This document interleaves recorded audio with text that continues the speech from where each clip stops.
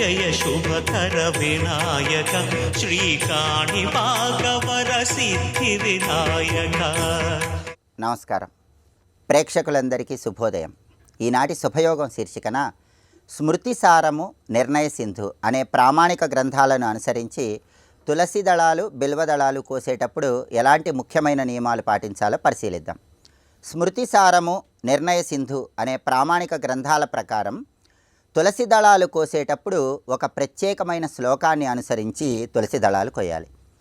ఆ శ్లోకాన్ని మనం పరిశీలించినట్లయితే, వైధృతౌ చ వ్యతీపాతే భౌమో భార్గవ భానుషు పర్వద్వయే చ సంక్రాంతౌ ద్వాదశ్యాం సూతకద్వయే తులసీం ఏ విచిన్వంతి తే చిందంతి హరేహే శిరః అంటుంది శాస్త్రం. అంటే అర్థం ఏంటంటే, దీనిలో వైధృతౌ చ వ్యతీపాతే అంటే మనకు జ్యోతిష శాస్త్రపరంగా వైధృతి యోగము వ్యతీపాత యోగం అని రెండు యోగాలు ఉంటాయి. ఆ వైధృతి యోగము వ్యతీపాత యోగం ఉన్న రోజుల్లో కానీ భౌమ భార్గవ భానుషు, భౌముడు అంటే మంగళుడు కుజుడు, భార్గవ అంటే శుక్రుడు, భాను అంటే సూర్యుడు. భౌమ భార్గవ భానుషు అంటే మంగళవారము, శుక్రవారము, ఆదివారము. అలాగే పర్వద్వయే అంటే పౌర్ణమి తిథి, అమావాస్య తిథి. సంక్రాంతౌ సూర్యుడు ఒక రాశిలో నుంచి ఇంకొక రాశిలోకి మారిన రోజు, సంక్రమణం జరిగిన రోజు. ద్వాదశ్యాం సూతకద్వయే అంటే ద్వాదశి తిథి రోజు, జాతాశౌచము మృతాశౌచం ఉన్న రోజు. వీటిల్లో ఎప్పుడూ కూడా తులసి దళాలను కొయ్యరాదు అని స్మృతి సారము నిర్ణయ సింధు అనే ప్రామాణిక గ్రంథాలు మనకు తెలియజేస్తున్నాయి. కాబట్టి ఎప్పుడైనా సరే ఈ రోజుల్లో తప్ప మిగిలిన రోజుల్లో మాత్రమే తులసి దళాలను కోసి శ్రీమన్నారాయణమూర్తికి సమర్పించాలి. అదేవిధంగా మారేడు దళాల విషయంలో కూడా స్మృతి సారము నిర్ణయ సింధు అనే ప్రమాణ గ్రంథాలు ఏం తెలియజేస్తున్నాయంటే, అమారిక్తాసు సంక్రాంత్యాం అష్టమ్యాం ఇందువాసరే బిల్వపత్రం నచ చింద్యాచ్ఛేద్ నరకం వ్రజేత్ అంటుంది స్మృతిసారం అనే గ్రంథం. అంటే దీనిలో ఉన్న అర్థాన్ని పరిశీలిస్తే, అమారిక్తాసు అంటే అర్థం ఏంటంటే అమావాస్య, అలాగే అమావాస్యతో పాటు వచ్చేటటువంటి రిక్తతిథి. రిక్తతిథి అంటే చతుర్దశి తిథి, అమావాస్య తిథి రోజు, చతుర్దశి తిథి రోజు. అలాగే సంక్రాంత్య సూర్యుడు ఒక రాశిలో నుంచి ఇంకొక రాశిలోకి మారేటటువంటి సంక్రమణం జరిగేటటువంటి రోజు. అష్టమ్యాం ఇందువాసరే అష్టమి తిథి రోజు, సోమవారం రోజు. ఈ రోజుల్లో ఎప్పుడూ కూడా బిల్వపత్రాలు కోయరాదు. ఎందుకంటే బిల్వపత్రం నచ చింద్యాచ్ఛే నరకం వ్రజేత్. ఈ రోజుల్లో బిల్వపత్రాలు కోసినట్లయితే నరకలోక ప్రాప్తి కలుగుతుందని స్మృతిసారం అనేటటువంటి ప్రమాణ గ్రంథం మనకు తెలియజేస్తుంది. కాబట్టి ఈ రోజుల్లో తప్ప మిగిలిన రోజుల్లో బిల్వదళాలు కోయాలి. తులసి దళాలు కోసేటప్పుడు, మారేడు దళాలు కోసేటప్పుడు స్మృతిసారము నిర్ణయ సింధులో చెప్పినటువంటి ఈ శ్లోకాలను అనుసరించి కోసి పరమేశ్వరుడికి విష్ణుమూర్తికి సమర్పించండి. సమస్త శుభ ఫలితాలను సిద్ధింపజేసుకోండి. అలాగే మారేడు దళాలు పరమేశ్వరుడికి సమర్పించేటప్పుడు కూడా మారేడు దళాల ఊర్ధ్వభాగం సమర్పించాలా, అధోభాగం సమర్పించాలా అని చాలామందిలో ఒక ప్రత్యేకమైన సందేహం ఉంటుంది. అయితే శాస్త్రం ఏం చెప్పిందంటే, ఒక ప్రత్యేకమైన శ్లోకం ద్వారా మారేడు దళాలు పరమేశ్వరుడికి ఎలా సమర్పించాలో శాస్త్రం చెప్పింది. పుష్పమూర్ధ్వముఖం యోజ్యం పత్రం యోజ్యం త్వధోముఖః ఫలంతు సమ్ముఖం యోజ్యం యథోత్పన్నం తథార్పయేత్ అంటుంది శాస్త్రం. అంటే ఎప్పుడైనా సరే పూజ చేసేటప్పుడు పుష్పాలు వాటి ముఖం పైకి వచ్చేలాగా సమర్పించాలి. అంటే పుష్పాలు ఎలా పూస్తాయో అలా దైవానికి సమర్పించాలి. అలాగే పత్రాలు మాత్రం వాటి ముఖం క్రిందికి వచ్చేలాగా అధోముఖంగా దైవానికి సమర్పించాలి. ఫలాలు మాత్రం సమ్ముఖంగా అంటే వాటి ముఖం దైవానికి ఎదురుగా వచ్చేలాగా సమర్పించాలి. మారేడు దళాలు సమర్పించేటప్పుడు మాత్రం తప్పనిసరిగా బిల్వపత్రం వెనక భాగంలో యక్షులు ఉంటారు కాబట్టి ముందు భాగంలో బ్రహ్మాది దేవతలు అందించినటువంటి అమృతం మొత్తం కూడా ఉంటుంది కాబట్టి బిల్వపత్రం ముందు భాగం పరమేశ్వరుడి మీద ఉండేలాగా పరమేశ్వరుడికి బిల్వదళం సమర్పించాలి. అలా సమర్పించడం అంటే వెనక భాగం పైకి వచ్చేలాగా మారేడు దళాన్ని పరమేశ్వరుడికి సమర్పించాలి. ముందు భాగం శివలింగం మీద ఉండాలి, వెనక భాగం పైకి వచ్చేలాగా ఉండాలి. ఎందుకంటే వెనక భాగంలో యక్షులు ఉంటారు, ముందు భాగంలో బ్రహ్మాది దేవతలు అందించిన అమృత శక్తి ఉంటుంది. కాబట్టి ఇలా మారేడు దళాన్ని సమర్పించాలి. శాస్త్ర ప్రమాణంగా తులసి దళాలు, మారేడు దళాలు కోయండి. ఇలా మారేడు దళాలు ఈశ్వరుడికి సమర్పించండి. శివకేశవులు ఇద్దరి అనుగ్రహానికి ప్రతి ఒక్కరూ సులభంగా పాతులకండి. రేపటి శుభయోగం శీర్షికన బుధవారం సందర్భంగా రామరక్షా స్తోత్రంలో ఉన్నటువంటి అంతరార్థం ఏంటో పరిశీలిద్దాం. నమస్కారం.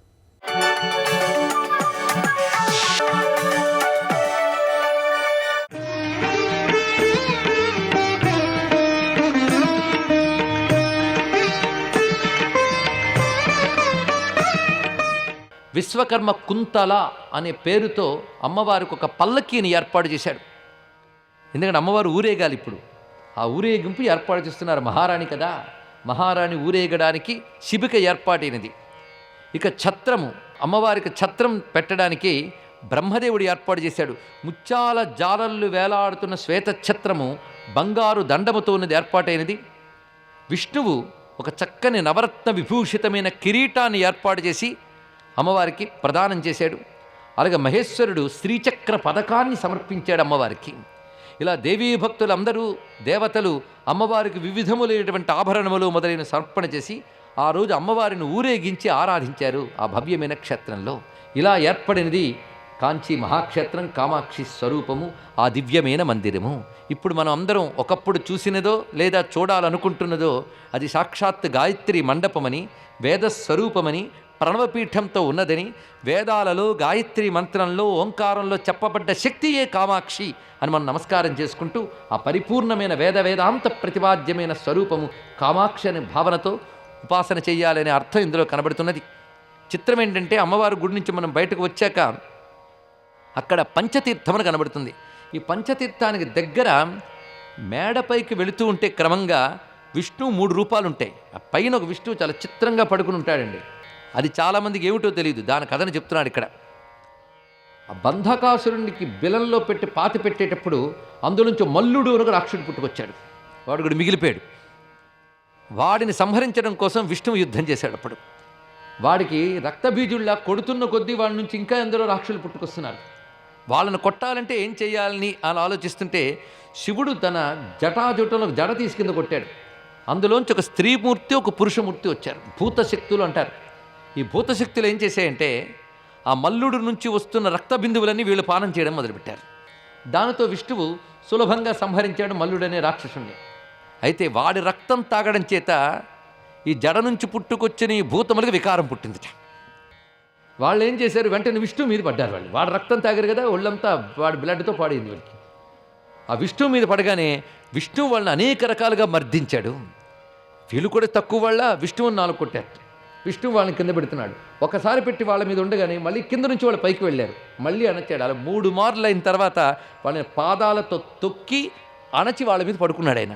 అప్పుడు వాళ్ళ శక్తి క్షీణించి నారాయణ హస్తస్పర్శ చేత వాళ్ళలో ఉన్న దోషం పోయి క్షమించమని వేడుకున్నారు. ఇప్పటికీ ఆ భూతాల్ని బంధించిన జనార్దనుడు అదే రూపంతో ఇక్కడ విగ్రహంగా ఉంటాడు. భూతబంధ జనార్దన స్వామి అని. వాళ్ళు అన్నారు, మేము శివజటాజోటు నుంచి పుట్టినప్పటికీ నీ పట్ల అపచారం చేశాం, లేకపోతే యుద్ధం చేస్తూ నిన్ను మా చేత్తో కొట్టామంటే అంతకంటే పాపమే ఉంది. మా పాపం పోవడానికి, అంటే విష్ణువు పట్ల అపచారం చేసిన పాపం పోవడానికి మేమేం చేయాలి? శివుణ్ణి అడుగుదాం పదండి అన్నాడు ఆయన. వెంటనే శివుణ్ణి అడిగితే శివుడు పంచముఖుడే కనిపిస్తూ పంచముఖాల నుంచి పంచతీర్థాలను ఉత్పన్నం చేశాడు. ఈ పంచతీర్థాలతో ఒక అద్భుతమైన కోనేరు ఏర్పాటైంది. ఇప్పటికీ పెద్ద విశాలమైన కోనేరు కనబడుతుంది మనకి. అదే పంచతీర్థం అని చెప్పబడుతుంది. శివుని పంచముఖాల నుంచి ఏర్పడింది. దానిలో ఈ భూతములు స్నానం చేసి శుద్ధులై నమస్కారం చేసుకున్నాయి. అప్పుడు శివుడు చెప్తాడు, ఎవరైతే దీనిలో స్నానం చేస్తారో వారికి సర్వదోషములు తొలగడమే కాకుండా గ్రహదోషాలు కూడా నశిస్తాయి అని పంచతీర్థ ప్రభావాన్ని చెప్పారు. ఇప్పటి వరకు మనం అమ్మవారి యొక్క గాయత్రి మండపము దివ్య స్వరూపాన్ని నమస్కారం చేసుకుంటూ ఇంకొక అత్యద్భుతమైన విషయం, సాధారణంగా అమ్మవారిని దర్శించిన వాళ్ళు ఆ ప్రక్కనే గర్భగుడిలోనే అమ్మవారి ప్రక్కన మరొక అమ్మవారు ఉంటారు, తపక్కామాక్షిని తల్లి. ఆవిడ ఎలా ఉంటుందంటే ఒక పాదం నేల మీద పెట్టి ఇంకొక పాదం ఎత్తి మోకాలి పైన పెట్టుకుని ఒక చేతిని పైన పెట్టి ఇంకో చేతిని ఇలా పెట్టుకుని ఉంటారండి. ఈవిడ తపక్కామాక్షి, శివుడి కోసం తపస్సు చేసిన కామాక్షి. ఈవిడ నిజానికి ఎక్కడ ఉండాలి? శివకోటిలో శివుడి కోసం తపస్సు చేసింది అక్కడ ఉండాలి, కానీ ఇక్కడ ఉంటుంది అమ్మవారి పక్కన. ఎందుకు ఇక్కడున్నది నిజానికి ఏకాంబరనాథుడి దగ్గర ఉండవలసిన తల్లి ఇక్కడున్నది. ఏకాంబరనాథుడి ఆలయంలో అమ్మవారికి మళ్ళీ విడిగా ఎక్కడ విగ్రహం లేదు, ఇక్కడే ఉంటుందండి. ఇది పరిశీలించవలసినది. ఎందుకు అలా ఉంది? ఈ తల్లికి ఓ పెద్ద చరిత్ర ఉన్నది. ఆ చరిత్రను చెప్తున్నాడు మార్కండేయుడి. చరిత్ర చాలా విశేషమైన చరిత్ర, నమస్కరించుకోవాలి. అంతేకాదు బంగారు కామాక్షి ఉండేది. ఇప్పటికీ అమ్మవారి ఆలయంలో మనం ప్రదక్షిణ మార్గంలో వెళుతుంటే పైన ఎత్తుగా అరుగుల్లాగా ఉంటాయి. అక్కడ ఒక ఖాళీ గుడి కనబడుతుంది. అది బంగారు కామాక్షి మందిరం. బంగారు కామాక్షి అసలు ఉన్నది కాంచీపురం, బ్రహ్మదేవుడు తయారు చేసిన బంగారు కామాక్షి. చిత్రం ఏంటంటే ఆ పరంపర అర్చకులు నేటికి అక్కడ అమ్మవారి ఆరాధన చేస్తున్నారు. తంగై కామాక్షి, బంగారు కామాక్షిని. ఆ పరంపరలో ఒక మహాత్ముడు పుట్టాడు, సామాన్యుడు కాదు. ఆయన పేరు తలంచుకుంటే మనం ధన్యులమైపోతాం. ఆయన పుట్టింది తిరువారూరులో, కానీ తంజావూరులో వాళ్ళ పూర్వీకులు అక్కడే ఉన్నారు కనుక అక్కడికి వచ్చి అమ్మవారు అర్చన చేస్తూనే తనువు తాలించాడు. ఆయన సంగీత మూర్తిత్రయంలో ఒకరైన శ్యామశాస్త్రి గారు. తెలుసుకోండి, త్యాగరాజస్వామి, ముత్తుస్వామి దీక్షితులు, శ్యామశాస్త్రి. ఈ శ్యామశాస్త్రి బంగారు కామాక్షిని ఉపాసిస్తూ కామాక్షిదేవిపై అనేక కీర్తనలు రచించాడు ఆయన. ఇక్కడ కామాక్షిని ఉపాసించినది కాంచి కామాక్షికి చెందుతుంది. ఇప్పటికీ బంగారు కామాక్షి అక్కడే ఉన్నది. ఇది తెలుసుకోవాల్సింది ఇక్కడ. ఎందుకంటే ఆ తల్లికి ఆ చోటు నచ్చిందేమో, అక్కడ ఉన్నది ప్రస్తుతం. కానీ మొట్టమొదటి ఇక్కడే తయారైంది.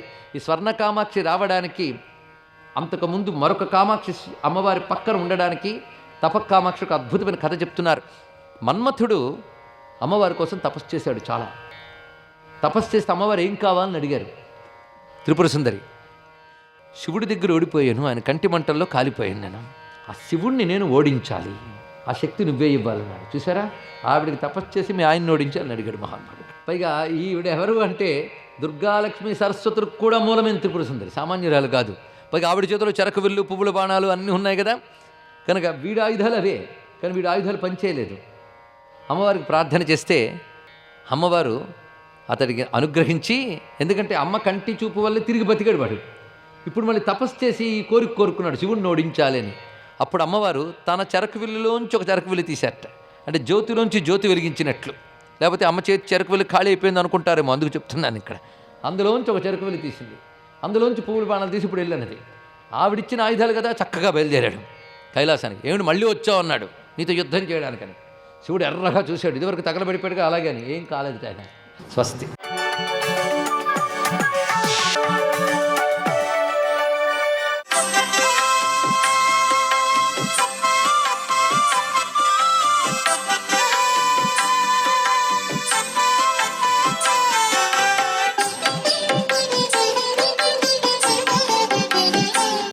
ఓం నమో నారాయణాయ, ఓం నమ శివాయ, శ్రీ మాత్రే నమః. అమావాస్య నాడు ప్రతి ఒక్కరూ కూడాను తమ పితృదేవతలకు వందనం చేయాలి. ప్రతినిత్యం చేయటం వేరు, ఈ అమావాస్య తిథి నాడు చేయటం వేరు. ఈ అమావాస్య తిథి నాడే ఇలా చేతిని పెట్టి నువ్వులు పెట్టుకొని నీళ్లు పోస్తూ పితృదేవతల పేర్లు తలుచుకొని 3 సార్లు దక్షిణ దిశగా తర్పణం గనక విడిచినట్లయితే వంశము ఉన్నతమైనటువంటి స్థితికి వెళుతుంది. మీ వంశంలో ఉండేటువంటి పితృదేవతలు తన దివ్యవంతమైన ఆశీస్సుల్ని మీ వంశానికి ప్రసాదిస్తారు. పితృదేవతలకు సంబంధించిన సుదినంగా భావించి ఎవరైతే ప్రతి అమావాస్య తిథి నాడు చేతిలోకి నువ్వులు తీసుకొని ఈశ్వర శబ్దాన్ని తగిలించి తర్పణాదులు నిర్వహిస్తారో దక్షిణ దిశగా, వారికి ఉత్తమోత్తమమైనటువంటి స్థితిగతులు కలిగేటట్టుగా ఆ యొక్క పితృదేవతలు అనుగ్రహాన్ని ఇస్తారన్నమాట.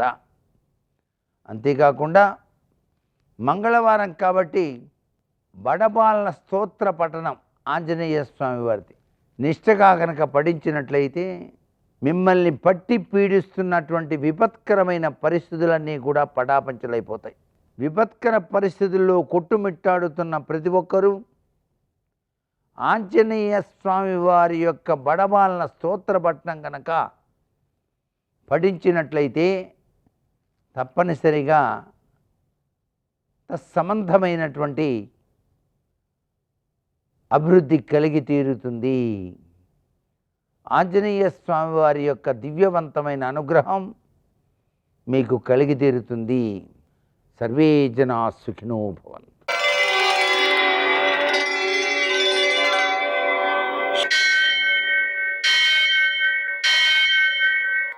सहस्रशीरुषं देवं विश्वाक्षं विश्वशम्भुवं विश्वं नारायणं देवमक्षरं परमं पदं विश्वतः परमां नित्यं विश्वं नारायणगुं हरिं विश्वमेवेदं पुरुषस्तद्विश्वमुपजीवति पतिं विश्वस्यात्मेश्वरं शाश्वतं शिवमच्युतं नारायणं महाज्ञेयं विश्वात्मानं परायणम्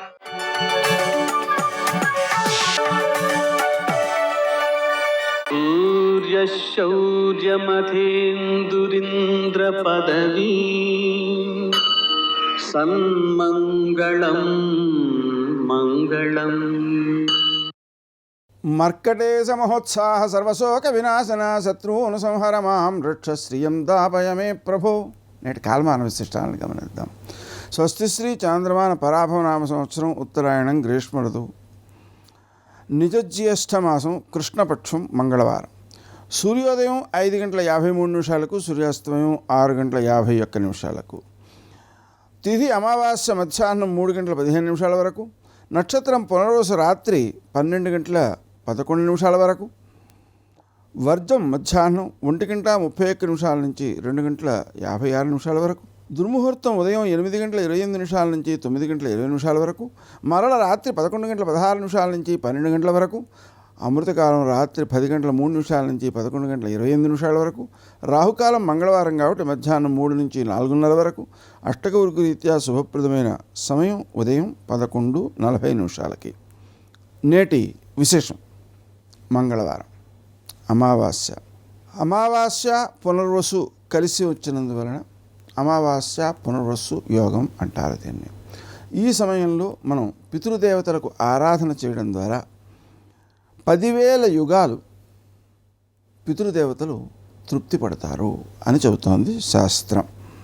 అలాగే ఈరోజు అమాభౌమయోగం అంటే మంగళవారం అమావాస్య కలవడం.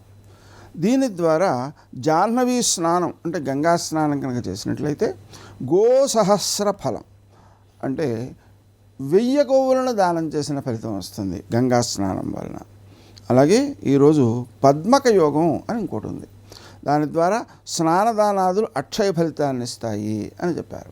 ఇప్పుడు గంగా స్నానమే చేస్తున్నాం అనుకోండి, అక్కడ అమాభౌమయోగ ప్రయుక్త పద్మక యోగ ప్రయుక్త గంగా స్నానం కరిష్యే అంటే ఒక స్నానం చేసిన ఫలితమే వస్తుంది.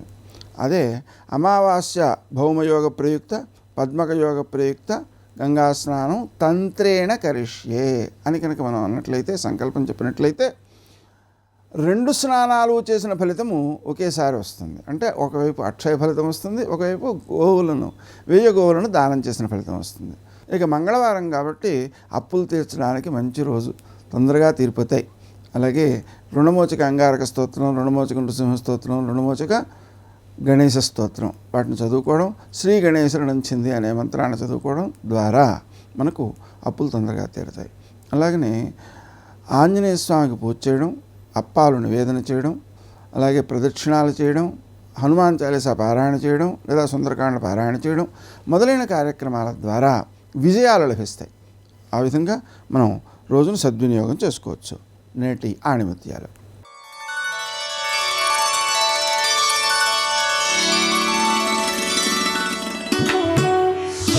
మనం ఇతరులకు చేసేది సేవ మాత్రమే, సహాయం కాదు.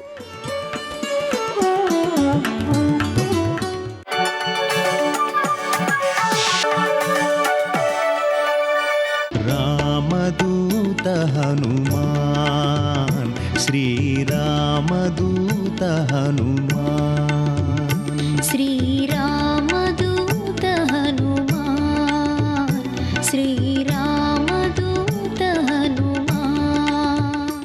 కళ్యాణీ బతగాదీయం లౌకికీ ప్రతిభాతిమా ఏతి జీవంతి మానందో నరం వర్ష శతాదపి.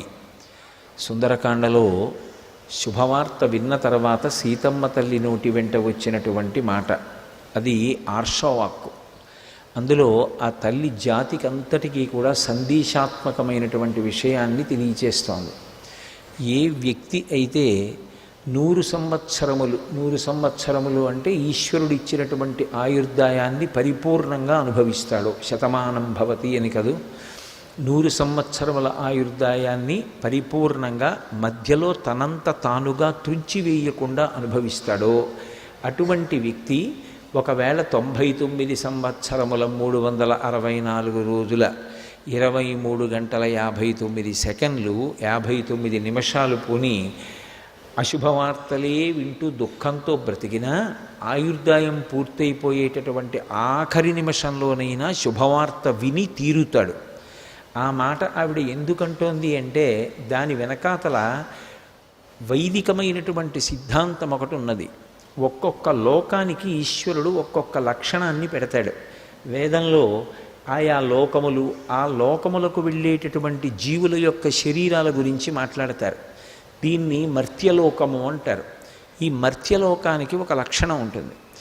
ఏ శరీరంతో జీవుడు వచ్చాడో ఆ శరీరాన్ని జీవుడు ఇక్కడ విడిచిపెట్టి జీవుడు వెళ్ళిపోవాలి తప్ప శరీరాన్ని పట్టుకుని వెడతాను అంటే కుదరదు. ఇతర లోకాలు కొన్ని ఉంటాయి, ఆ లోకాల్లో సశరీరులై వెళ్ళడానికి అవకాశం ఉంటుంది. కానీ ఈ లోకంలో పుట్టినటువంటి వాడికి మాత్రం చిట్ట చివర ప్రాణోత్క్రమణం అయిపోయేటటువంటి సమయంలో శరీరంతో కలిసి వెడతానంటే కుదరదు. జీవుడు శరీరము నుండి నిర్గమించి శరీరం ఇక్కడ పడిపోతుంది, పంచభూతాల్లో కలిసిపోతుంది, తాను మాత్రం వెళ్ళిపోతాడు జీవుడు. ఈ వెళ్ళిపోయేటటువంటి ప్రక్రియ ఒక ప్రధాన లక్షణమైతే రెండవ ప్రధాన లక్షణం మర్త్యలోకానికి ఎవరిని పంపించాలి అంటే ఈశ్వరుడు పాపపుణ్యములు రెండింటినీ కూడా సుఖదుఖముల రూపములో అనుభవించడానికి యోగ్యమైన జీవుడెవరో వాణ్ణి మాత్రమే ఇక్కడికి పంపిస్తారు.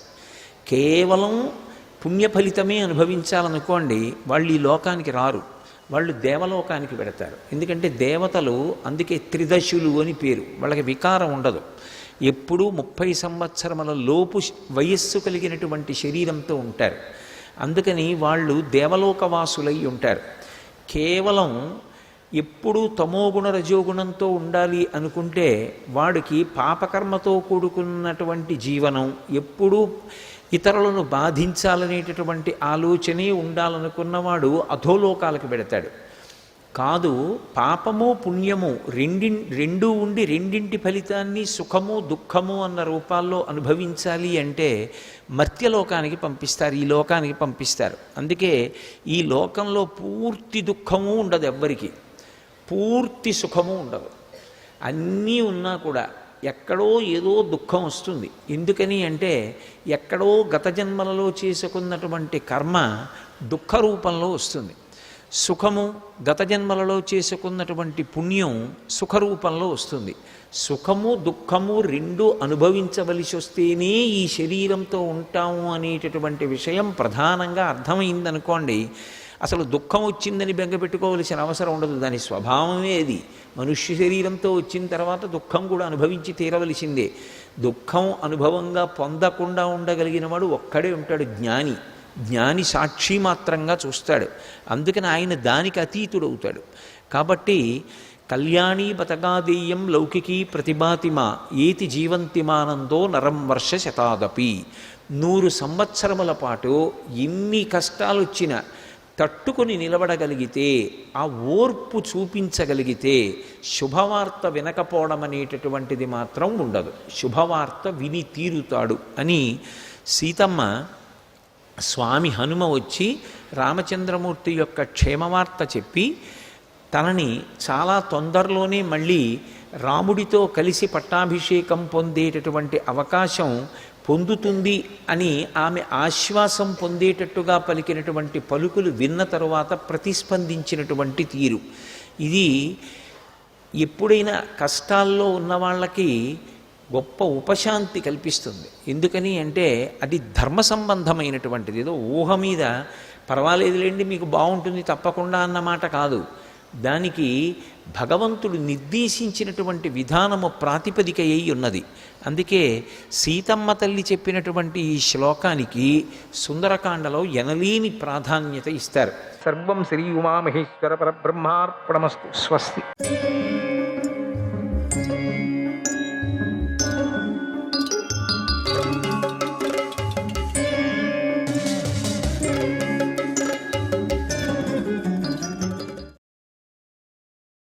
పతితుడైన ఆ దుర్యోధనుడు ఇక తన సంపదను రక్షించుకోలేడు, రాజ్యాన్ని కోల్పోతాడు అన్నాడు.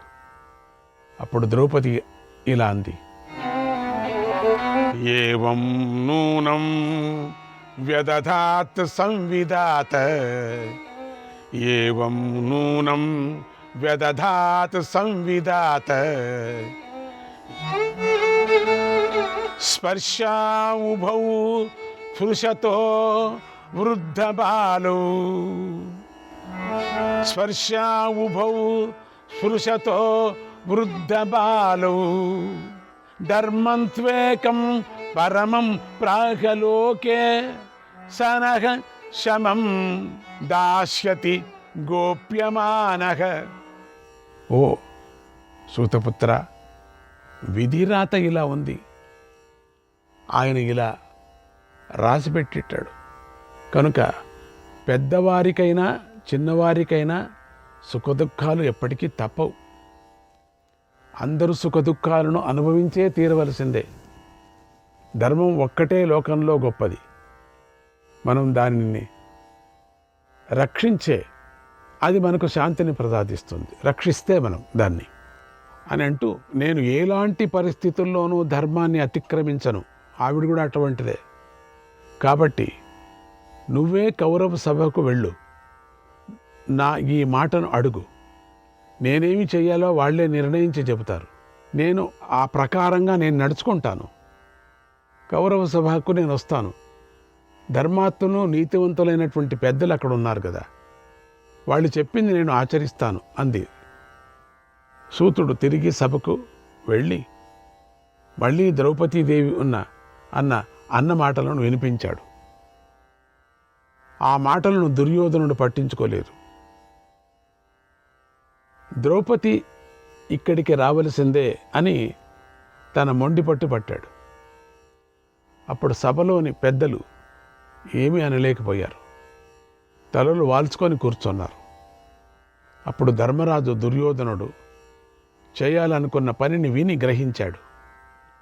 ద్రౌపదికి నచ్చిన ఒక దూతను పంపిస్తూ ఇలా చెప్పమని చెప్పాడు, ఓ పాంచాలి, నువ్వు ఏకవస్త్రవు, ఋతుమతివి, ఏడుస్తూ సభలోకి వచ్చి మామగారి ముందర నిలబడు. నువ్వు ఆ విధంగా సభలోకి వస్తే నిన్ను చూసి సభ్యులందరూ దుర్యోధనునే గట్టిగా నిందిస్తారు అని చెప్పి పంపించాడు.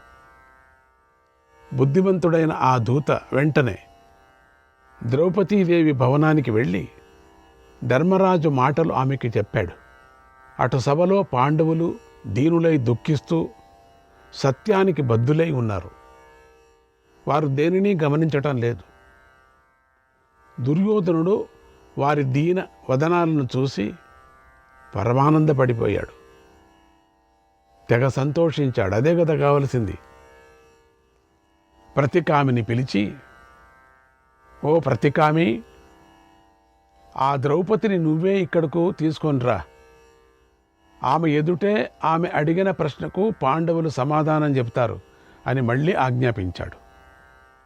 సూతుడు ఆ ఆజ్ఞను పాటించి ద్రౌపదీదేవి కోపాన్ని తలుచుకొని భయపడిపోయాడు, వణికిపోయాడు. దుర్యోధనుని సభలోని సభ్యులను మళ్ళీ మహారాజా, ద్రౌపదితో ఏమని చెప్పమంటారు అని అడిగాడు. మళ్ళీ అంటే చాలా కష్టపడుతున్నారు తీసుకురావటానికి, వీళ్ళు దూతలే కష్టపడుతున్నారు చూస్తారా. కానీ మహారాజు కదా, ఏం చేయటం. అప్పుడు దుర్యోధనుడు తన తమ్ముడైనటువంటి దుశ్శాసనుడితో, ఓ దుశ్శాసన, వీడు సూతపుత్రుడు, వీడు మందబుద్ధి, వీడికి బుద్ధి లేదు, వీడి వల్ల పని కాదు, వీడు ఈ భీముణ్ణి చూసి భయపడుతున్నాడు, ఇక లాభం లేదు, పని పూర్తి కావాలంటే నువ్వే వెళ్ళాలి, నువ్వే వెళ్ళి ఆ ద్రౌపదిని తీసుకొనిరా, నిన్ను ఈ పాండవులేమీ చేయలేరు అన్నాడు. అప్పుడు దుశ్శాసనుడు ఆసనం నుండి పైకి లేచాడు. అదే కావలసింది. పాండవుల భవనంలోకి ప్రవేశించి ద్రౌపది వద్దకు వెళ్ళి ఇలా అన్నాడు, ఏ పాంచాలి, త్వరగా రా, నిన్ను మేము జూదంలో గెలుచుకున్నాం, కనుక ద్రౌపది సిగ్గు విడిచిపెట్టిరా, వచ్చి దుర్యోధన మహారాజును చూడు, కౌరవులను సేవించు, నిన్ను మేము ధర్మంగానే పొందాము కాబట్టి సభలోకి రా, త్వరగా రా అన్నాడు. ఆ మాట విని ద్రౌపది ఎంతో దుఃఖించి పైకి లేచింది. ముఖాన్ని తుడుచుకుంటూ ధృతరాష్ట్రుడి అంతఃపుర కాంతుల ఉండే వైపుకు పరిగెత్తింది. అప్పుడు దుశ్శాసనుడు కూడా రోషంగా గర్జిస్తూ వేగంగా ఆమె వెంట పరిగెత్తాడు. వాడికి ద్రౌపది యొక్క పొడవైన కేశాలు చేతికి అందాయి. వెంటనే ద్రౌపది కేశాలను చేతిలో పట్టుకొని లాగాడు. ఇంకెక్కడికి పోతావు నువ్వు అని. ద్రౌపదీదేవి యొక్క ఆ కేశాలు రాజసూయ మహాయాగంలో అవభృత స్నాన సమయంలో పవిత్రమైన మంత్రజలంతో తడిశాయి. అంతటి ఆ కేశాలను దుశ్శాసనుడు పట్టుకొని బలవంతంగా లాగాడు. ఆ దృశ్యాన్ని పాండవులు చూశారు. ద్రౌపదీదేవికి 5 భర్తలున్నా వారేమీ చేయలేకపోయారు. కదలకుండా ఆలేగా ఉండిపోయారు. 5 భర్తలున్నా అనాథలాగా ఉన్నా సరే దుశ్శాసనుడు ద్రౌపదిని ఈడ్చుకుంటూ పోయాడు, జుట్టు పట్టుకొని ఈడ్చుకుంటూ పోయాడు. అప్పుడు ఆమె ఎంతో ఆర్తిగా రోధించింది. పెద్ద గాలి అరటి చెట్టును ఊపేసినట్లుగా దుశ్శాసనుడు ద్రౌపదిని లాక్కొంటూ వెళ్ళాడు. ఆ సమయంలో ద్రౌపది మెల్లగా, ఓ బుద్ధిహీనుడా, దుర్మార్గుడా, నేను ఋతుమతినిరా, ఏకవస్త్రను, నన్ను సభలోకి తీసుకువెళ్ళకూడదు, విడిచిపెట్టు, నీకు మంచిది కాదురా అంది. దుశ్శాసనుడు ఆ మాటలు వినిపించుకోలేదు. ఆమె జుట్టుని ఇంకా గట్టిగా పట్టుకున్నాడు. లాగుతూ ఏవేవో మాట్లాడుతున్నాడు. అప్పుడు ద్రౌపదీదేవి, కృష్ణంచ జిష్ణుంచ హరిం నరంచ త్రాణాయ విక్రోశతి యాజ్ఞసేని, కృష్ణంచ జిష్ణుంచ హరిం నరంచ త్రాణాయ విక్రోశతి యాజ్ఞసేని, త్రాణాయ విక్రోశతి యాజ్ఞసేని. తనను రక్షించమని జిష్ణు, ఆ జిష్ణువు పాపహర్త, నరరూపుడు అయినటువంటి శ్రీకృష్ణుణ్ణి పిలుస్తూ ఆక్రోశించింది.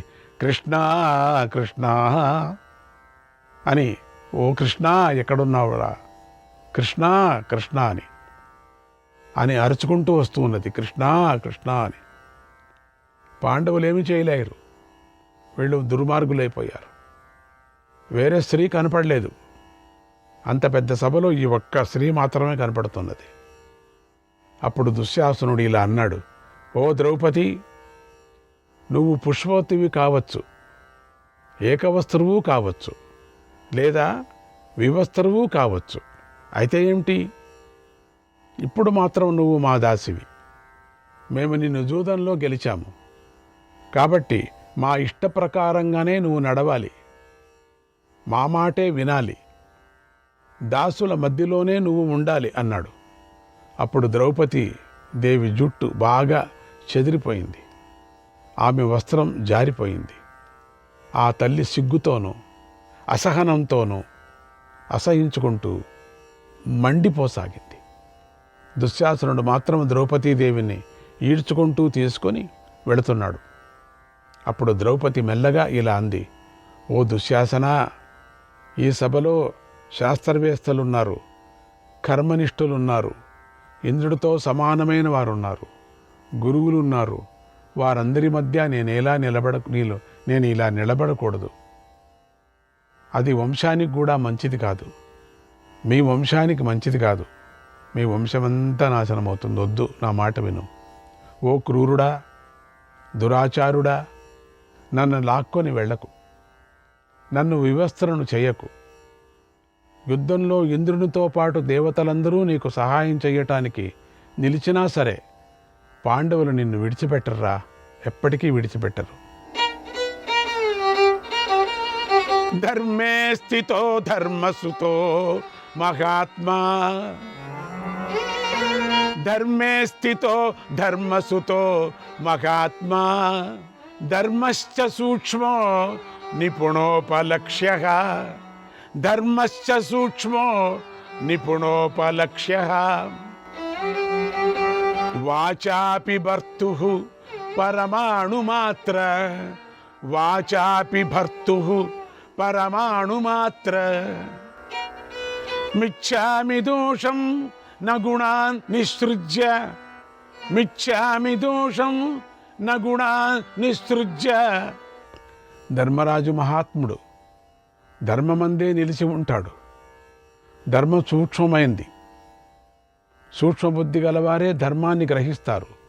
నేను నా భర్తలలోని గుణాలను కాదని వారిలో ఉన్న సూక్ష్మ దోషాలను చెప్పాలని అనుకోవటం లేదు. ఈ కురువీరులందరిలోనూ ఋతుమతి అయిన నన్ను ఈ విధంగా లాగటం నీకు మంచిది కాదురా. నా మాట వినరా. నువ్వు చేస్తున్న ఈ పనిని చూసి ఇక్కడ ఏ ఒక్కడూ కూడా నిన్ను నిందించటం లేదే. కనుక ఇక్కడ ఉన్న వీళ్ళంతా ఉన్నారే నీలాగే చెడు అభిప్రాయంతో ఉన్నారని తెలుస్తుంది. ఇది నిజం. ఛీ, భరత వంశరాజుల ధర్మం చెడిపోయింది. ధర్మవేత్తలైన ఈ మహానుభావులు నడవడిక కూడా చెడిపోయింది. అందుకే ధర్మాన్ని అతిక్రమిస్తూ అధర్మం పెరిగిపోతున్న ఈ సభలో కురువంశీయులందరూ ప్రేక్షకులై చూస్తున్నారు.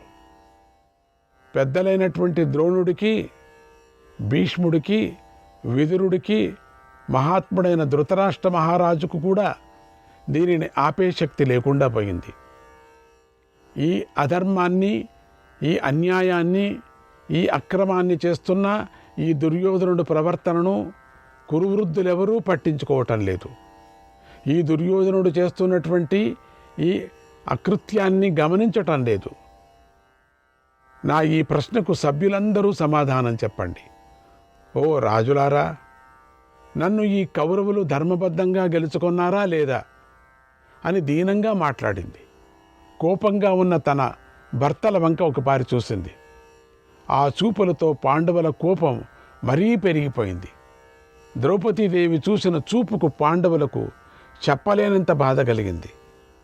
రాజ్యాన్ని, ధనాన్ని, గొప్ప రత్నాలను కోల్పోయినప్పుడు కూడా వారికి అంతటి బాధ కలగలేదు. ఇంతలో దుశ్శాసనుడు దీనులై ఉన్న తన భర్తలను ద్రౌపది చూస్తూ ఉండటాన్ని గమనించాడు.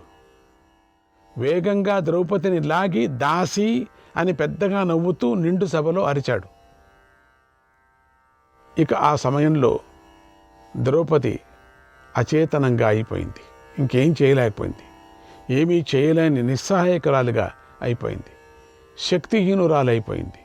అది చూసి కర్ణుడు పరమానందంతో బిగ్గరగా నవ్వాడు. అదే వాడికి కావాల్సింది. ఓ దుశ్శాసన, మంచి మాట అన్నావు. ఈమె దాసీనే అని దుశ్శాసనుణ్ణి మెచ్చుకున్నాడు కర్ణుడు. శకుని కూడా, ఓ దుశ్శాసన, నీ మాట నిజం. ఈమె దాసీనే, మనకు దాసీనే కదా, మన దాసీనే అని దుశ్శాసనుడికి అభినందించాడు. ఇలా ఆ నిండు సభలో కర్ణుడు, శకుని, దుర్యోధనుడు తప్పితే మిగిలిన వారందరూ ఏమీ మాట్లాడలేక దుఃఖిస్తూ ద్రౌపదిని చూస్తూ కూర్చున్నారు. అందరూ దుఃఖిస్తున్నారు కానీ ఎవ్వరు ఏమి మాట్లాడలేకపోతున్నారు. అప్పుడు భీష్ముడు ఇలా అన్నాడు. ఓ సౌభాగ్యవతి, ధర్మం అత్యంత సూక్ష్మమైనది కనుక నీ ప్రశ్నకు స్పష్టంగా విచారించి సరైన సమాధానాన్ని నేను చెప్పలేను.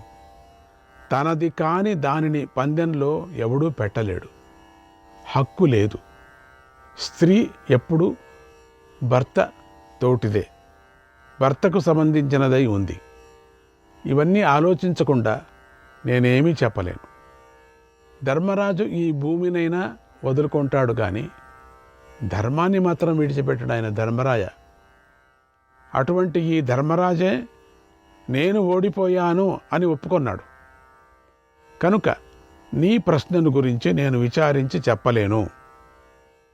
జూదం ఆడటంలో ఈ శకుని మానవులలో బాగా అరితేరినవాడు. అంటే మానవుల్లో ఉండే బాగా అరితేరినవాడు. ఇతడే ధర్మరాజును రెచ్చగొట్టాడు, నిన్ను పందెంలో పెట్టించాడు. ఈ శకుని చేసిన మోసాన్ని ధర్మరాజు గ్రహించలేకపోయాడు. కాబట్టి నీ ప్రశ్నకు నేను సమాధానం చెప్పలేను అన్నాడు. అప్పుడు ద్రౌపది ఇలా అంది, ఈ సభలో జూదంలో నిపుణులైన వారున్నారు, అనార్యులున్నారు, దుష్టాత్ములున్నారు, వంచకులున్నారు, దుతిప్రియులున్నారు. ఏమీ తెలియని ధర్మరాజును ఇక్కడికి పిలిపించి, ఇక్కడ ద్యూతప్రియులు ఉన్నారు, అందరూ కూడా ఏమీ తెలియని ధర్మరాజును పాపం సభకు పిలిపించి జూదమాడారు. ధర్మరాజుకు జూదం ఆడటం రాదు. జూదం ఆటలో పెద్దగా అభ్యాసం ఆయనకు లేదు. అసలు ఆయన మనస్సులో జూదం ఆడాలనే కోరిక లేదు. కానీ జూదం ఆడాలనేటువంటి కోరికను ఆయనకు ఎందుకు కలిగించారు? అపవిత్రమైన మనస్సు కలవారు, మోసగాళ్ళు అందరూ చేరి అమాయకుడైనటువంటి ధర్మరాజును ఓడించారు. ఆయన సంపదను, రాజ్యాన్ని గెలుచుకున్నారు. తర్వాత నన్ను పందెంలో పెట్టడానికి అంగీకరించినట్లుగా చేశారు. ఎందుకు ఇలా చేశారు? ఈ సభలో ఉన్న కురువంశీయులందరికీ కొడుకులు, కోడళ్ళు ఉన్నారు. మీరందరూ కూడా నేను చెప్పిన ఈ మాటలను గురించి ఆలోచించి నాకు సమాధానం చెప్పండి. న సా సభాయత్ర న సంతి వృద్ధా, న సా సభాయత్ర న సంతి వృద్ధా, న తే వృద్ధాయ న వదంతి ధర్మం, న తే వృద్ధాయ న వదంతి ధర్మం, నాసౌ ధర్మో యత్ర న సత్యమస్తి, నాసౌ ధర్మో యత్ర న సత్యమస్తి, న తత్ సత్యం యచ్చలేనాను విద్ధం, న తత్ సత్యం యచ్చలేనాను విద్ధం. పెద్దలు లేని సభ అనిపించుకోదు. ధర్మం చెప్పలేని పెద్దలే కాదు. సత్యం లేని ధర్మమే కాదు. మోసంతో కూడిన సత్యమే కాదు అని దీనంగా మాట్లాడుతూ ఏడ్చింది. దీనురాలై ఉన్నటువంటి భర్తను చూస్తూ దుఃఖించింది. ఆ ద్రౌపది చూసి దుశ్శాసనుడు అతి పౌరుషంగాను, అప్రియంగాను, అతి కఠినంగాను ఎన్నో మాటలు మాట్లాడాడు. కూడని విధంగా ద్రౌపదిని ఈడుస్తూ దుశ్శాసనుడు సభ మధ్యలోకి లాక్కొని వచ్చాడు. ఆ చివరిలో మాట్లాడుతుండింది, ఇప్పుడు సభ మధ్యకి తీసుకొచ్చారు. అది చూసి భీమసేనుడు ధర్మరాజు వైపు చూశాడు. ఒక్క పర్యం భీముడు తట్టుకోలేకపోతున్నాడు. భీముడు ఏమీ చేయలేక తీవ్రమైనటువంటి కోపంతో రగిలిపోయాడు. అగ్నిలాగా భగభగా మండిపోయాడు. సూర్యుడిలాగా తీక్షణంగా చూస్తూ కోపంతో ఉడికిపోయాడు. ధర్మరాజు అన్నాడు, ఏం మాట్లాడదు, ఊరికే ఉంటారు. శ్రీకృష్ణాయ పరమాత్మనే నమః. 68వ అధ్యాయం. దుశ్శాసనుడు ద్రౌపదిని సభలోకి ఈడ్చుకొని వచ్చాడు. అది చూసి భీముడు తట్టుకోలేక ధర్మరాజుతో ఇలా అన్నాడు, ఓ ధర్మరాజా, జూదగాళ్ల ఇళ్లలో పుంశలులు, చెడు స్వభావం గల స్త్రీలు ఉంటారు. వారు జూదగాళ్లను ఆశ్రయించుకొని జీవిస్తూ ఉంటారు. శ్రీకృష్ణాయ పరమాత్మనే నమః.